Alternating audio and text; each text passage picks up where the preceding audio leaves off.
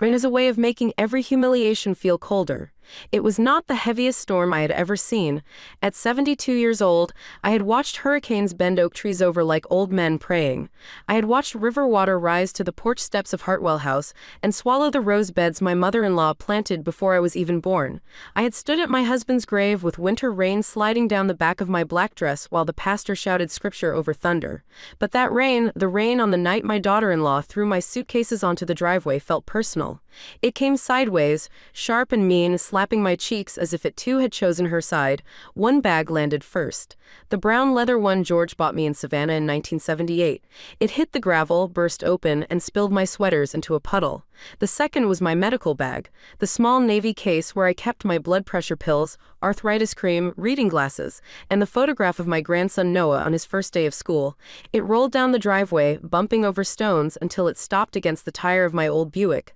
Then came the cardboard box. That one hurt the most. It was full of letters. Not jewelry, not money, not deeds, just paper. George's letters from his years in the Navy, birthday cards from my son Daniel when he was still young enough to draw crooked hearts and sign his name with a backward N, recipes written in my mother's hand. A napkin from the night George asked me to marry him at a roadside diner because he could not afford a proper restaurant. The box split open in the rain. White paper blossomed across the gravel like drowned birds. Behind me, on the wide front steps of Hartwell House, my daughter-in-law stood in the warm yellow glow of the entryway. Camille was barefoot, wrapped in a silk robe the color of champagne, her honey blonde hair loose around her shoulders. She looked like a woman posing for a magazine spread about Southern elegance, except for the rage twisting her mouth. "We don't have space for an old parasite," she yelled. The word hung in the rain between us. Parasite. I had been called stubborn, proud, difficult, old-fashioned, sentimental, and once by my late husband during a fight about wallpaper, impossible. But never parasite, not in my own driveway. Not under the roof I had scrubbed, paid taxes on, repaired, defended, and loved for nearly half a century. My son stood behind her. Daniel had one hand on the carved doorframe, the same doorframe where George had measured his height every birthday until he was 17. He did not come down the steps. He did not tell his wife to stop. He did not reach for my ruined letters. He just looked at me with tired eyes and said, "Mom, please don't make this harder." That was the moment something inside me stopped begging. Not broke. I had broken before. I broke when George died. I broke when Daniel moved 3 states away and called only on holidays. I broke when the doctor said the pain in my hands would not get better. This was different. Something went still. A kind of quiet entered me. I looked from Camille to Daniel, then past them to the grand white columns of Hartwell House. The porch lights glowed against the rain. The windows were bright, each one showing a slice of the life they thought they had stolen from me. The chandelier in the foyer, the portrait gallery, the blue sitting room, the library with George's law books, the dining room where 3 generations had carved turkeys and argued politics. Camille folded her arms. "Your things are outside," she said. "That means you are outside. Daniel and I have tolerated this arrangement long enough." Arrangement, that was what she called my life. The rain soaked through my cardigan, my gray hair stuck to my forehead. I bent slowly, my knees protesting, and gathered the wet letters I could reach. My hands shook, not from cold, but from the effort of not saying what I knew. Because the truth was simple. Hartwell House was no longer theirs to fight over. It was not even mine anymore. And by 9 o'clock the next morning, men in orange vests would arrive with permits, fencing, and machines large enough to chew through the east wing before lunch. Camille did not know that. Daniel did not know that. Neither of them knew that 2 hours earlier, in a lawyer's office across town, I had signed the final sale papers transferring the entire estate to a development company that specialized in clearing historic properties for commercial projects. They did not know that the demolition contract had already been approved. They did not know that the house Camille planned to turn into a luxury bed and breakfast would be rubble by the end of the week. I looked up at my daughter-in-law. For the first time in months, I smiled. She mistook it for weakness. "You think this is funny?" she snapped. "No," I said quietly. "I think it is finished." Then I picked up my ruined letters, put them against my chest, and walked into the rain. To understand why I sold Hartwell House, you must understand what that house was and what it was not. It was not just a mansion, though people in town like to call it one. Hartwell House sat on 12 acres outside Briarfield, Georgia, framed by magnolia trees and a wrought iron gate that squealed no matter how often we oiled it.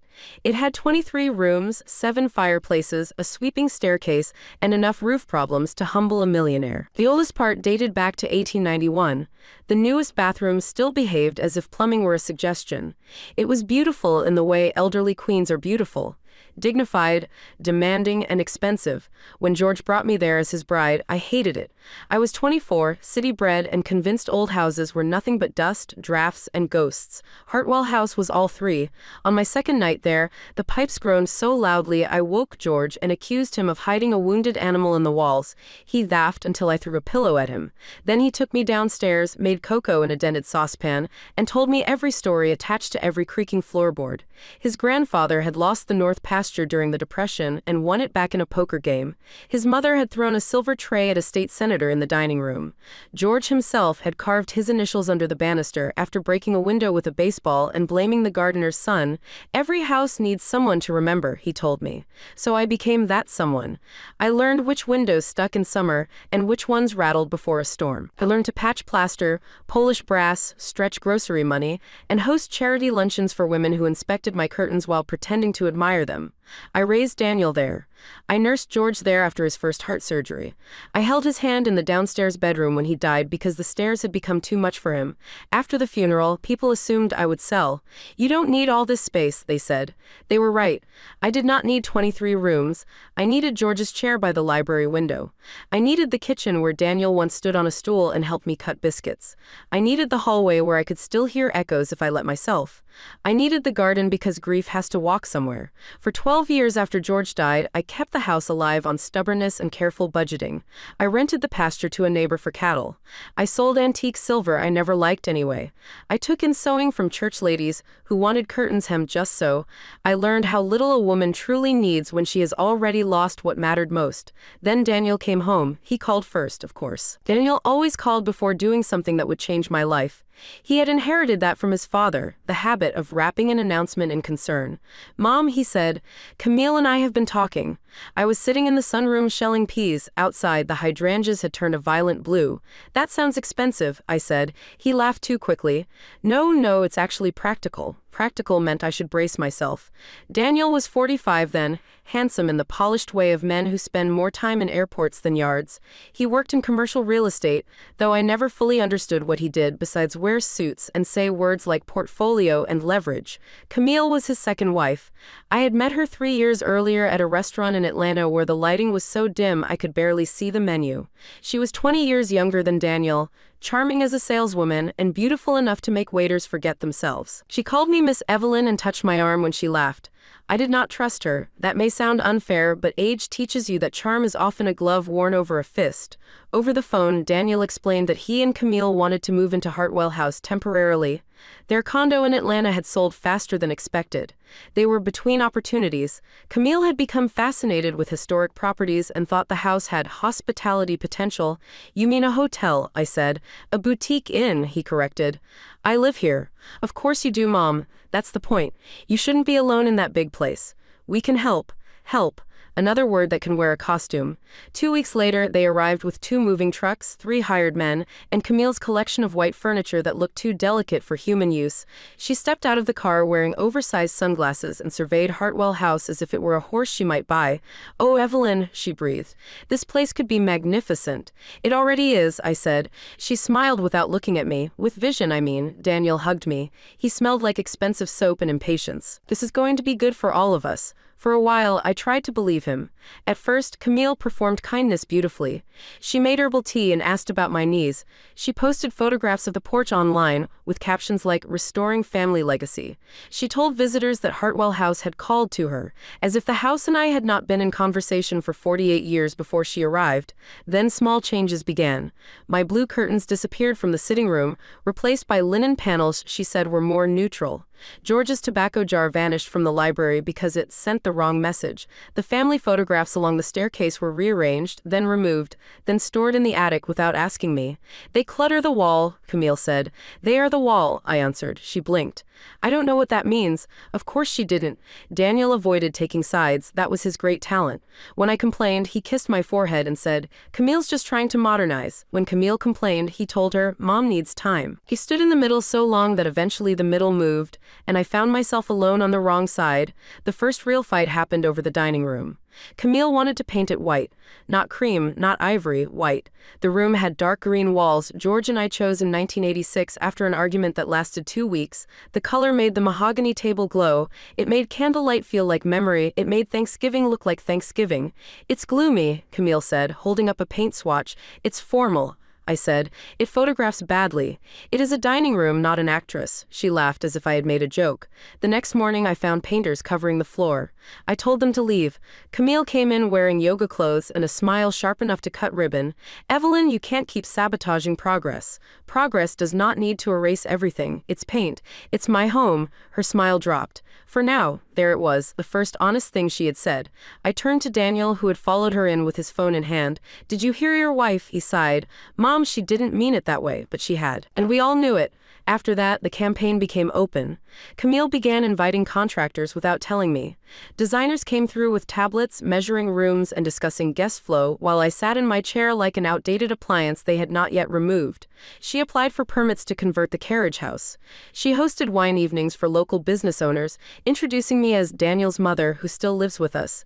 Still lives with us, in my house. At night I lay awake listening to footsteps above me, strange voices in the hall, Camille laughing downstairs where George used to read. I told myself to be patient. I told myself Daniel loved me. I told myself families bend before they break. Then I found the papers. They were not hidden well. That was part of the insult. Camille had left them in a folder on the library desk beneath a marble paperweight shaped like a dove. The cover page read Hartwell House Hospitality Concept. Under it were renovation budgets, projected revenue, branding ideas, and a timeline. Phase 4. Transition Evelyn to assisted living or alternate housing. Not ask Evelyn. Not discuss with Evelyn. Transition Evelyn. There was a list of facilities printed behind it. 3 retirement homes, all at least 40 minutes away.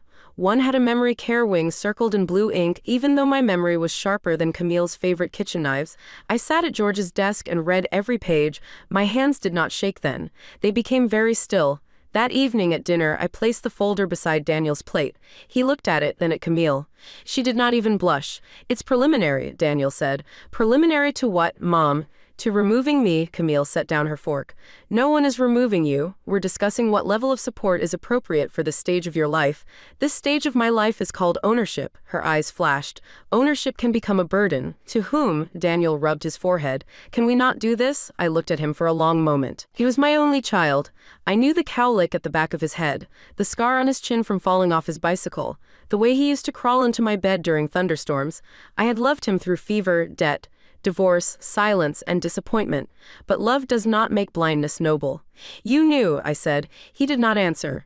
That was answer enough. The next week, I called my attorney. His name was Martin Bell, and he had been George's law partner before retiring into semi-retirement, which meant he still came to the office 3 days a week to escape his wife's bridge club. Martin was 80, bald, blunt, and loyal in the way only old friends can be. When I told him I wanted to discuss Hartwell House, he said, "Are we finally selling that magnificent money pit?" Perhaps. There was a pause. Evelyn, he said, softer now. What happened? I almost told him everything. Instead, I said, I would like to know my options. Options are powerful things. People mistreat you differently when they believe you have none. Over the next month, while Camille planned my removal, I planned the houses. Martin confirmed what I already knew, but Daniel and Camille seemed to have conveniently forgotten. Hartwell House was solely in my name. George had left it to me outright. Daniel had no ownership interest. No trust controlled it. No family agreement restricted sale. The taxes were paid. The title was clean. You can sell to whomever you like, Martin said. You can donate it, burn it down if permits allowed, or leave it to a cat sanctuary. I don't have cats. Then sell. At first, I considered selling to a preservation society. I invited 2 representatives to tour the house while Daniel and Camille were away. They loved the staircase, admired the plasterwork, and made sympathetic noises about the roof. Then they explained gently that their budget was limited and their board moved slowly. They might be able to make an offer in 6 months, pending structural review, grant evaluation, and fundraising. 6 months. In 6 months, Camille would have me packed into a facility with beige walls and bingo night. A wealthy couple from Charleston came next. They wanted a historic weekend home. The wife adored the porch, but the husband worried about deferred maintenance. Their offer was insulting, and worse, they wanted all family furnishings included so they could preserve authentic atmosphere.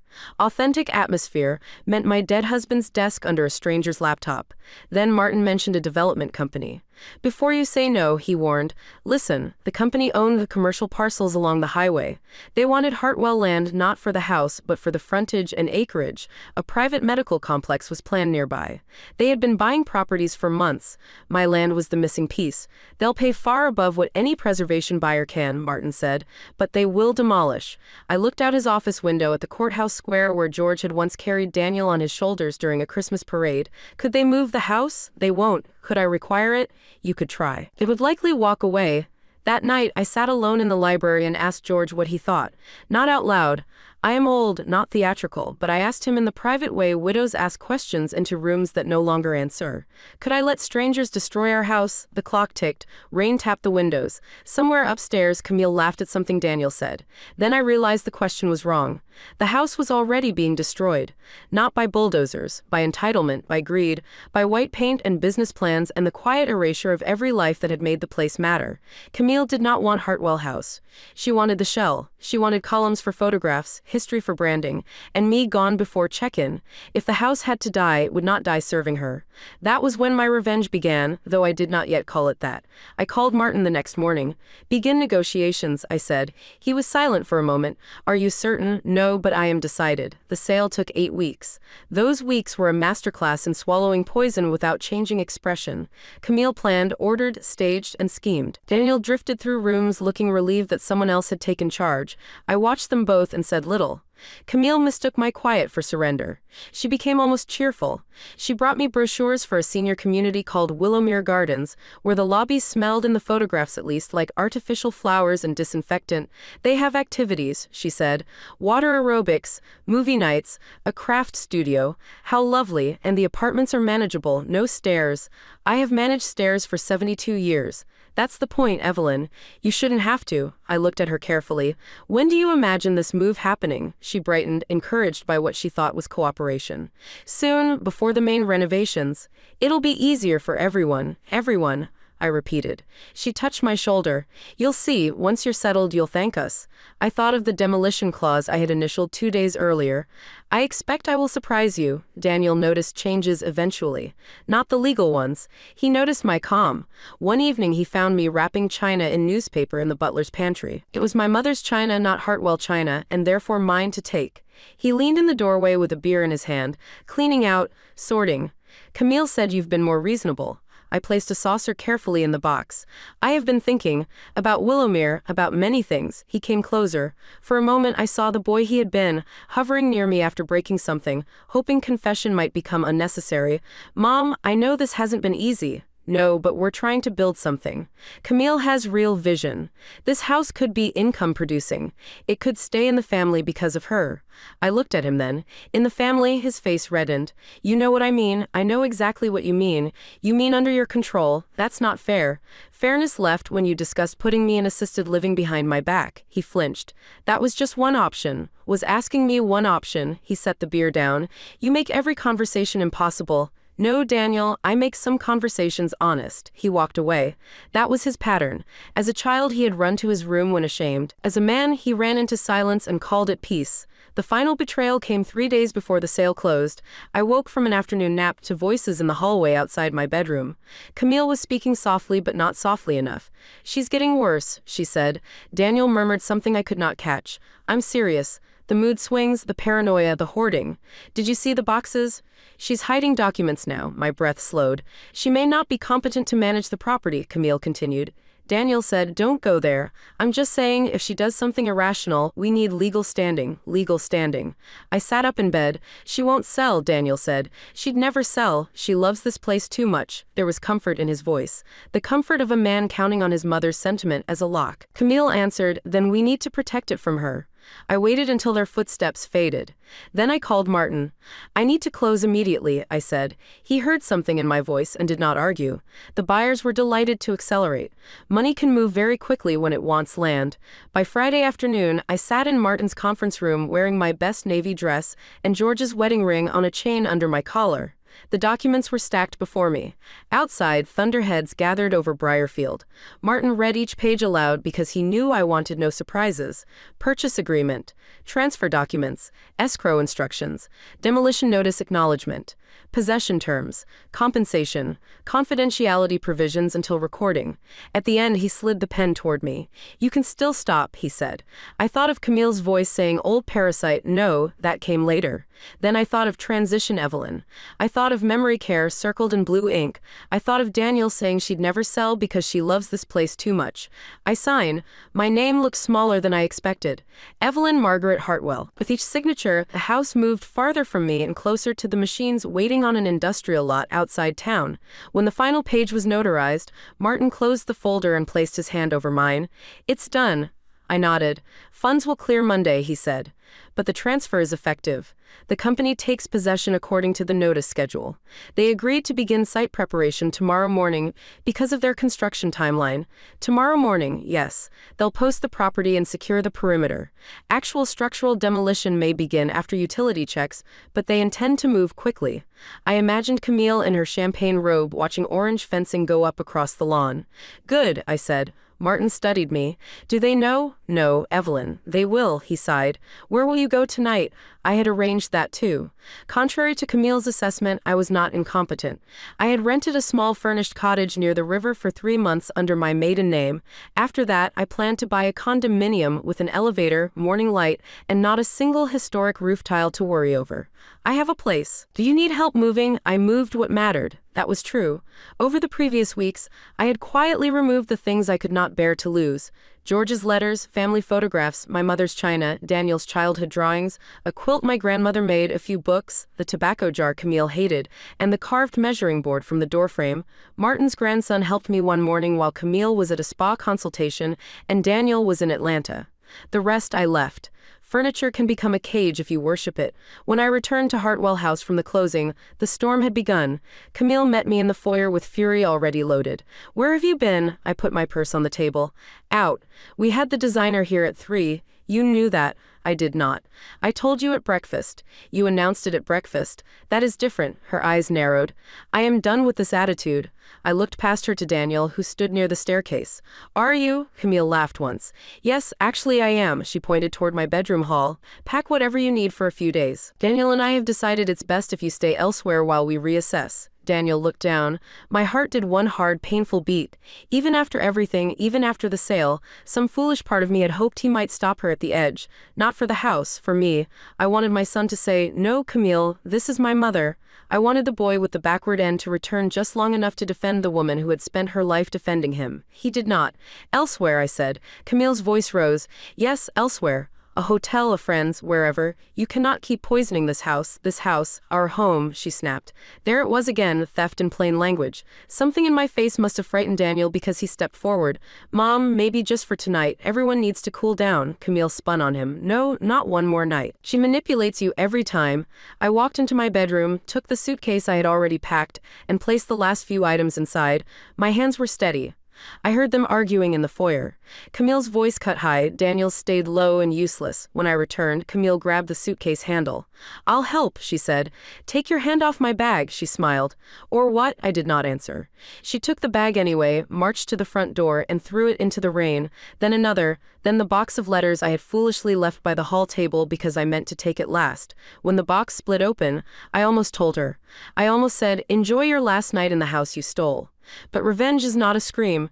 Revenge, if you do it properly, is an appointment kept. So I walked away. I spent that night in the river cottage, listening to rain on a metal roof. The cottage was small enough that I could stand in the living room and see the kitchen, bedroom door, and back porch all at once. It smelled faintly of lemon cleaner and cedar. The furniture was not mine. The walls held no ancestors, no portraits, no expectations. For the first time in years, no room needed me. I spread George's wet letters across the kitchen table and blotted them with dish towels. Some ink had blurred. One letter from 1969 became unreadable except for the words, "Come home and love you." I cried over that one. Not delicate tears. Ugly old woman sobs that left my chest aching. I did not cry for the house. I cried because my son had watched. At dawn, the rain stopped. By 7:30, my phone began ringing. "Daniel, I let it ring. Then Camille, I let that ring too. Then Daniel again. I made coffee in a chipped yellow mug and sat on the back porch while mist rose off the river. A heron stood near the bank, patient and elegant, waiting for breakfast to make a mistake. At 8:06, Martin called. "They're at the gate," he said. I closed my eyes. "Already?" Survey crew and fencing team, demolition contractor behind them. "Apparently your daughter-in-law is refusing access." "I imagine she is. You may want to come." "No. Evelyn, if I come now, I will say something unforgivable. Perhaps they have earned it, yes. But I have not." There was a pause, then Martin chuckled softly. "Fair enough. The company has the sheriff's office on standby if needed. It will proceed." At 8:20, Daniel left a voicemail. "Mom, call me immediately. There are men here saying they own the property. Camille is freaking out. I don't understand what's happening. Please call me." At 8:31, Camille left one. "Evelyn, whatever stunt you are pulling, it ends now. There are contractors at our gate with demolition signs. This is harassment. Call me before I call the police." I sipped my coffee. At 8:40, the police were called. Not by Camille, though she would later claim she did. The development company called them to document access obstruction. By 9:15, according to Martin, 2 deputies stood at the gate while a project manager showed paperwork proving legal possession. Camille insisted the documents were fraudulent. Daniel insisted there had been a misunderstanding. The deputies, being local men who knew paperwork when it had signatures and seals, explained that this was a civil matter and advised them not to interfere. At 9:23, Daniel called again. This time I answered. "Mom," his voice cracked with relief. "Thank God, where are you? Safe. What is going on?" "I sold Hartwell House." Silence. Not ordinary silence. The kind that opens beneath a person. "You what?" "I sold the house. That's not possible." "It is." "Mom, please, tell me you're joking." "I am not." He breathed hard into the phone. In the background I could hear Camille shouting. Not words, just rage shaped into sound. "Who did you sell it to?" "Briarfield Development Group." Another silence. He knew the name. In commercial real estate, men like Daniel always know who has money. "They demolish," he whispered. "Yes." "Mom, why would you do this?" I looked at George's letters drying on the table. "Because I could not save the house from you." He made a wounded sound, and for a moment I hated myself for causing it. Motherhood is cruel that way. Even when your child cuts you, you feel guilty for bleeding on him. "From me, yes, Daniel. From you. From Camille. From your plans and your facility brochures and your lawyers whispering about my competence in the hallway. I never." "You did." "No, Camille talked about legal options, but I didn't agree." "You did not stop her." "That's not the same." "It becomes the same when the silence is long enough." Behind him, Camille screamed. "Give me that phone," Daniel said. "Mom, listen. We can undo this. There must be a cooling off period or something. You were under emotional distress. We can challenge it." There it was, the last door closing. "You want to declare me incompetent now?" "I didn't say that." "You reached for it quickly." "I'm trying to save our family home." "Our family home was thrown into the rain last night." He said nothing. I continued. "The house was mine, legally, morally, and in every way that matters. You were guests. You forgot that." "Mom, we invested money, not with my permission. Camille ordered materials. We had bookings lined up. For a business you had no right to operate." His voice hardened. Shame turning into anger. "You destroyed everything." "No, I refuse to be erased inside it." Camille's voice came closer. "You vindictive old witch," I smiled, though my hand trembled around the phone. "Tell your wife," I said, "that parasites do not usually own the host." Then I hung up. I wish I could tell you I felt triumphant immediately. That would make a cleaner story. Cruel daughter-in-law throws old woman out, old woman sells house, bulldozers arrive, everyone cheers. But real revenge is complicated. It gives you justice with one hand and grief with the other. For the next several hours I sat in the cottage and listened to my phone vibrate across the kitchen counter. Daniel called 17 times, Camille called 9, unknown numbers called 4 more. I did not answer. At noon, Martin arrived with sandwiches I did not want and a folder I did. Inside was confirmation that the deed had recorded. "It is public now," he said. "Then the vultures will circle." They already are. By vultures, he meant reporters, neighbors, distant relatives, preservationists who had ignored my repair fundraisers for years, and people who believe old women should keep beautiful things intact for everyone else's enjoyment regardless of cost or cruelty. Briarfield is not a large town. News travels there by church bulletin, grocery aisle, and hair salon. By 2 o'clock, half the county knew Hartwell House had been sold. By 3, someone had posted a photograph online of Camille standing at the gate in a robe, pointing at a bulldozer like she meant to scold it into submission. The caption read, "Drama at Hartwell Estate." By evening, it had become a circus. Camille gave an interview to a local blogger from the driveway. She wore a different outfit by then, white linen pants and a sleeveless blouse, her face arranged into injured dignity. Behind her, temporary fencing cut across the front lawn. "My husband and I have been lovingly restoring this historic family property," she said, when we were blindsided by an elderly relative's erratic decision. Elderly relative, not owner, not mother-in-law, not Evelyn. Daniel stood beside her, pale and silent. The blogger asked if they planned legal action. "We are exploring all options," Camille said. "I watched the video twice. The first time I shook with anger. The second time, I noticed something that almost made me laugh. The porch behind Camille was missing 3 balusters because she had removed them for replacement and never ordered the correct size. Even in her performance of restoration, the house looked toothless. Martin watched with me. She's laying groundwork," he said. "For incompetence, possibly, or public sympathy, can she challenge the sale? Anyone can file anything. Winning is another matter.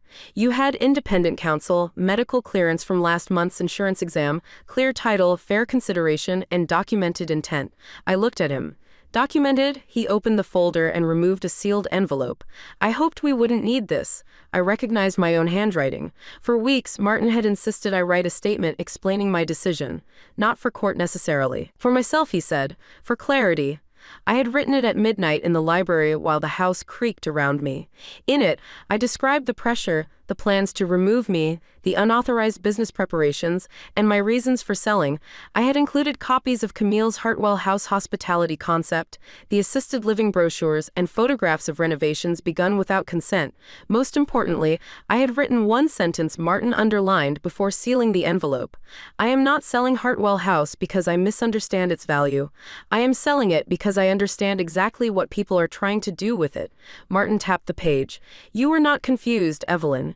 You were precise." That statement became important sooner than expected. 3 days later, Daniel filed for an emergency injunction to stop demolition. I learned about it from Martin, not my son. The petition claimed I had been unduly influenced by unknown parties, possibly suffering cognitive decline, and that Daniel had a reasonable expectation of inheriting the estate due to family history and verbal assurances. "Verbal assurances," I said. "Did you ever promise him the house? I once told him he could have the Christmas ornaments when I died." Martin smiled. "Not quite the same. Camille's fingerprints were all over the filing. Words like erratic, isolated, vulnerable, and suspicious transaction appeared repeatedly. They painted me as a lonely widow manipulated by developers. They painted Daniel and Camille as devoted caretakers, shocked by my sudden irrational act. They did not mention the rain. They did not mention my bags. They did not mention Parasite. The hearing was scheduled for Thursday morning. I wore red, not bright red. Deep red, the color of old roses and dried blood. George always said I looked dangerous in that dress. At 72, danger changes form, but it does not disappear. The courthouse smelled of floor wax and old paper. Daniel sat at the petitioner's table with Camille and their attorney, a young man with shiny shoes and the confidence of someone who had never been slapped by life. Camille avoided looking at me. Daniel did not. His eyes were red. For one weak moment, I wanted to go to him. Then I remembered him at the doorway saying, "Please don't make this harder," while rain destroyed my letters. I sat beside Martin. The judge, Honorable Ruth Alvarez, was a woman I had known socially for years, but never well. She had bought lemon bars from my church bake sale and once complimented my hat at George's funeral. In court, she looked over her glasses as if nonsense caused her physical pain. Daniel's attorney spoke first. He described Hartwell House as a treasured multi-generational estate. He said Daniel had returned home to support his aging mother. He said Camille had invested time and resources into preserving the property. He said the sale to a demolition company was shocking, abrupt, and inconsistent with my lifelong attachment to the home. Judge Alvarez listened. Then Martin stood. He did not perform. Martin never performed. He simply placed facts on the table like bricks. The property was solely mine. Daniel had no deeded interest. No contract promised inheritance. I had initiated contact with counsel. I had negotiated over weeks, not hours. I had rejected other offers before accepting the best financial proposal. I had undergone a routine medical assessment recently with no cognitive concerns. Funds were fair market and above competing bids. Then he submitted my statement. Daniel's attorney objected, then stumbled, then objected differently. Judge Alvarez allowed it for the limited purpose of showing intent. She read silently. The courtroom seemed to hold its breath. I watched Camille's face when the judge reached the attachments, the business plan, the transition language, the facilities list, the memory care circle. Camille's composure cracked, just slightly at the corner of her mouth. Judge Alvarez looked up. "Mrs. Hartwell," she said, "would you answer a few questions?" I stood. "Yes, Your Honor. Do you understand that Hartwell House has been sold to a company that intends to demolish the structure?" "Yes." "Did anyone force you to sign the sale documents?" "No." "Were you aware of your son's desire to inherit or use the property?" I became increasingly aware. A few people in the gallery murmured. The judge continued. "Why did you choose this buyer?" I felt every eye in the room. "Because they made the strongest offer, could close quickly, and did not require me to leave my memories behind as props for someone else's business." Camille flushed. Daniel closed his eyes. Judge Alvarez asked, "Do you regret the sale?" I thought carefully. "I regret that it became necessary." That answer settled over the courtroom. After more arguments, the judge denied the emergency injunction. She found no immediate evidence of incapacity, coercion, or legal interest sufficient to halt the owner's completed sale. Daniel could pursue civil claims if he wished, but demolition would not be stopped on speculation. The gavel sounded. Camille stood so fast her chair scraped the floor. "This is insane," she hissed. Judge Alvarez looked at her. "Mrs. Hartwell's daughter-in-law, I presume?" Camille froze. "Yes, Your Honor. This is a courtroom, not a porch. Conduct yourself accordingly." I should not have enjoyed that. I did. Outside on the courthouse steps, Daniel caught up with me. "Mom," I kept walking. "Please." Something in his voice stopped me. Camille hovered behind him, furious and humiliated. Their attorney pretended to check his phone. Daniel looked older than he had the week before. Consequences age a person quickly. "I didn't want it like this," he said. "No one ever wants the harvest, only the planting." His face twisted. "I'm sorry." 2 words I had wanted for months. They landed too late and too lightly. "For what?" I asked. He blinked. "For everything. Everything is not an apology, it is a hiding place." Camille scoffed. "Oh, for God's sake." I turned to her. "Be quiet," her mouth open. I stepped closer. The courthouse columns rose behind me. The same county gossipers who had watched my humiliation online now lingered nearby pretending not to listen. "You called me a parasite in the rain," I said clearly. "You threw my medicine bag onto wet gravel. You planned to put me away and use my home as a business. You questioned my mind when my mind got in your way. So be quiet." Camille's face went white around the lips. Daniel whispered, "Camille, is that true?" The look she gave him answered before she did. I laughed then once, not because it was funny, but because some ironies are too heavy to carry silently. "You didn't even tell him which insult finally did it." Camille recovered quickly. "You are twisting things." "No, for once, I am naming them." Daniel stared at her. "You threw her bags out," Camille snapped. "She was impossible, she was ruining everything, everything," I said. "Being you're in," she pointed at me. "You destroyed a historic home out of spite." I shook my head. "No, I sold my property because I refused to be removed from it by people who valued plaster more than blood. If that feels like spite, examine what you expected me to tolerate." Then I left.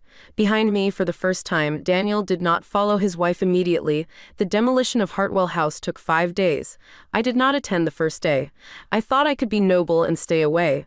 But on the second morning, I found myself driving there before I had consciously decided to go. The wrought iron gate stood open. Temporary fencing surrounded the house. A sign announced the future site of Briarfield Medical Plaza. Men in hard hats moved across the lawn. The east porch had already been stripped. Windows gaped empty.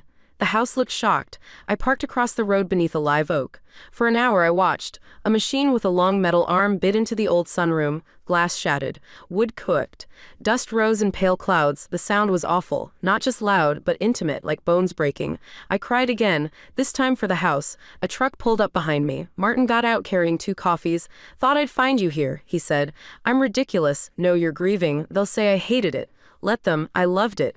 "I know." The machine swung again. Part of the sunroom collapsed. That was where I had shelled peas when Daniel called about moving in. That was where George slept in a chair during summer storms. That was where Camille first said the house could be magnificent.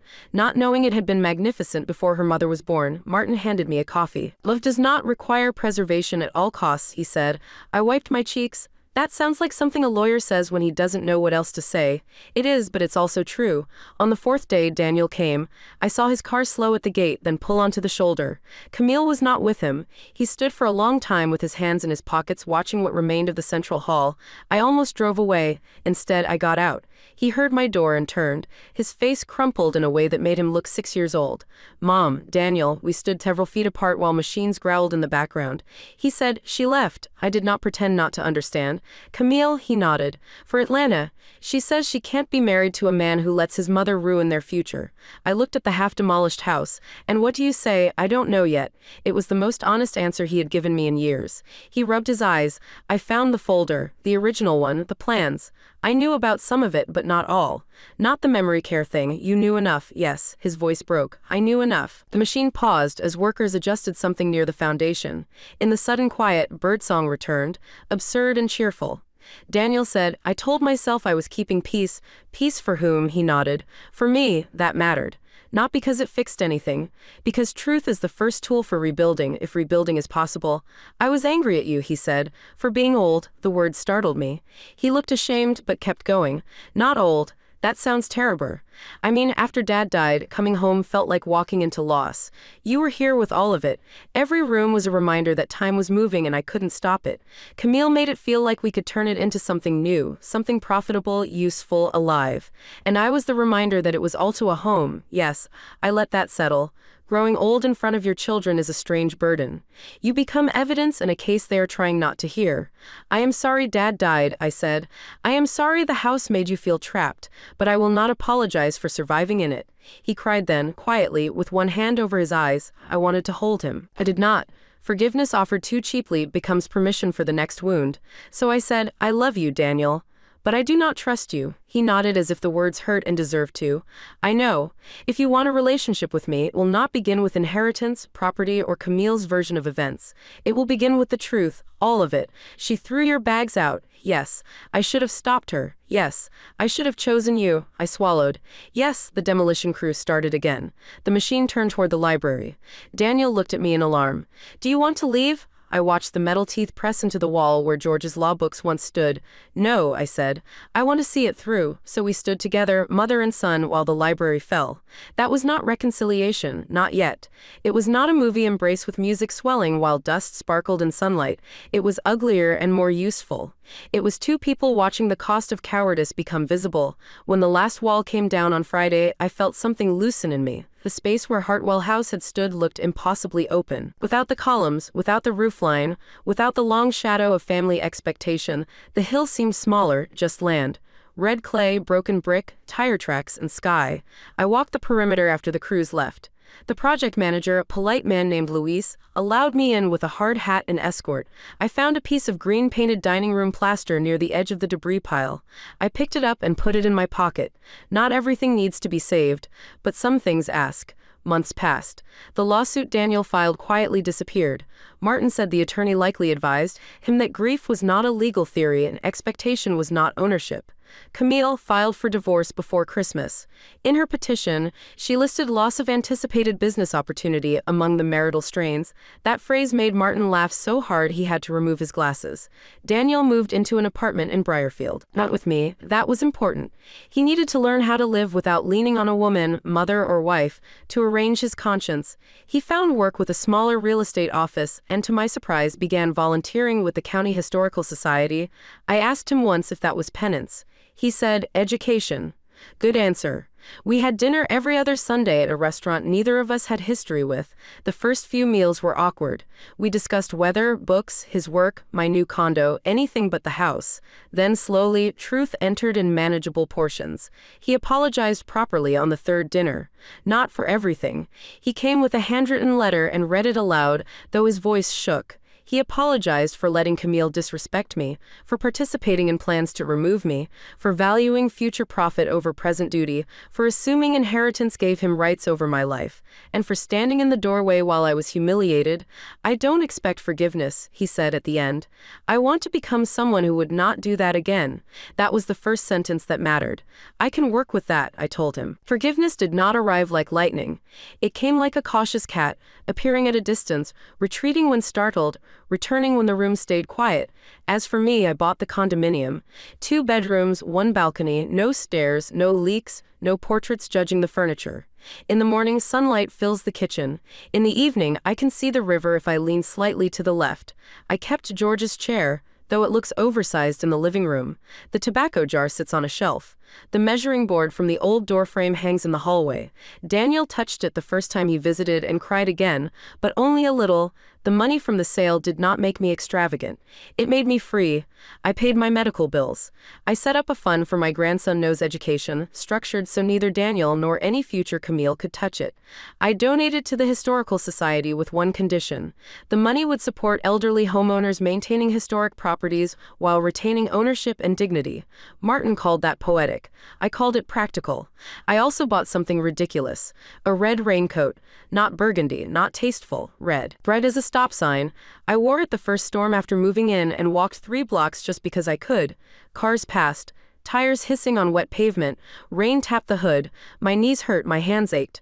I laughed anyway. One afternoon in spring, Daniel asked if I wanted to see the new Medical Plaza site. I know what it looks like, I said. It's changed. Curiosity is one of aging's better rebellions, so I went. Where Hartwell House had stood, steel beams rose against the sky. The land was leveled. The magnolias remained along the edge because I had required their preservation in the sale contract. Camille had not known that either. She would have cut them down for better signage. The developers had built around them. A temporary sign showed the future buildings, a clinic, imaging center, physical therapy office, and green space. At the bottom, in small lettering, it read, Hartwell Commons. I stared. Daniel shifted beside me. Did you know they named it that? No, Martin suggested it, apparently. Of course he had. I should have been angry. The name belonged to a house no longer there. But instead I felt something unexpected. Not peace exactly, but permission to stop guarding ashes. A young mother pushed a stroller along the newly poured sidewalk. An elderly man with a cane rested beneath one of the magnolias. Across the lot, workers laughed around a cooler. Life, indifferent and persistent, had already begun trespassing on my grief. Daniel said, "Do you hate it?" I thought about Camille's dream of turning my memories into luxury rooms for strangers. Then I looked at the clinic sign and imagined people coming here for help, treatment, therapy, relief. Not inheritance, not status, usefulness of a different kind. No, I said. I don't hate it. We stood quietly beneath the magnolias. After a while, Daniel said, Camille emailed me. I raised an eyebrow. Condolences. He almost smiled. She wants some antique pieces she says were promised to her. By whom? You apparently. I laughed.